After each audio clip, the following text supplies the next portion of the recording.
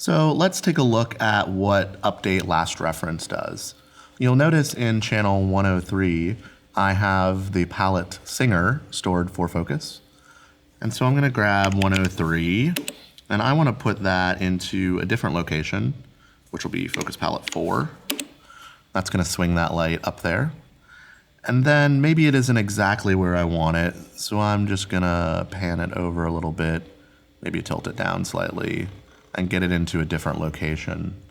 And you'll notice that I have absolute values, but I still have my reference R for those parameters. And I like that as the new position for my focus palette 4.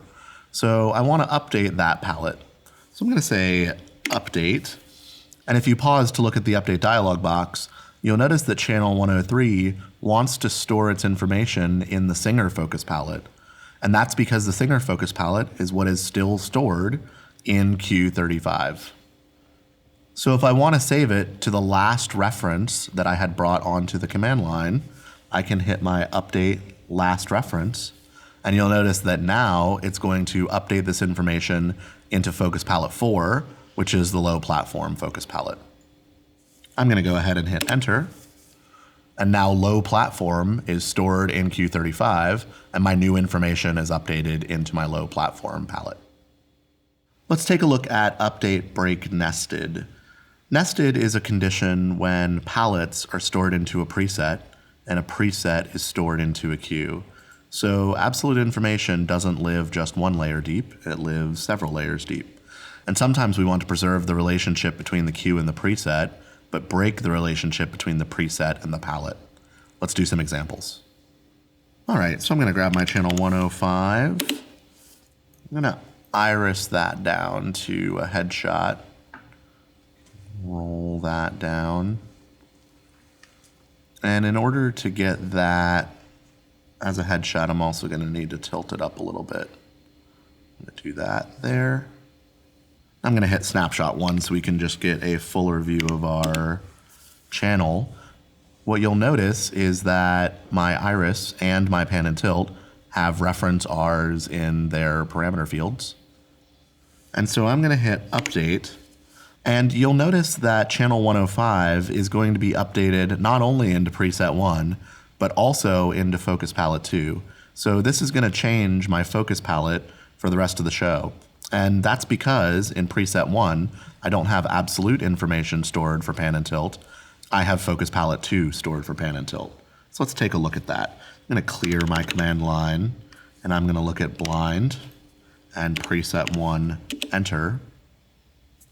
Hit format really quick. And if I look at channel 105, you'll see in channel 105 that under pan and tilt, we have a focus palette stored by the name of singer. But for iris, we have absolute information. So what's going to happen here is that iris is going to update directly into this preset, but because I'm updating all, I'm going to update the information for pan and tilt into my singer focus palette, which may not be what I want. So I'm going to go back out into live. And now when I hit update, if I use my break nested update modifier, you'll notice that all of the information is only going to store in a preset 1. So preset 1 is going to remain stored in this queue, and we won't affect the nested palette. So I'll hit enter. Now if we go back into blind and look at preset 1, if you'll notice channel 105, we have absolute information stored for pan and tilt, and also absolute information stored for iris. I'm going to pop back out into live. And sometimes, for example, on tours, you only want to update your references, and you don't want to accidentally update absolute information into a queue. So I'm going to grab 102, and I'm going to adjust that on our guitar player. And I'm also going to grab 101, and I'm going to make a slight adjustment on my drum person.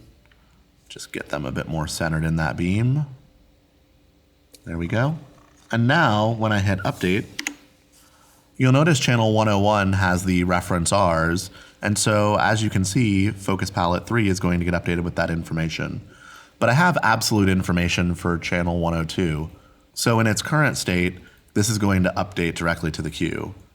If I don't want to update absolute information, I can do references only as an update style. You'll notice that now only channel 101 is going to update into focus palette 3. So when I hit enter, you'll see that we get focus palette drums updated, and the manual information for channel 102 has stayed.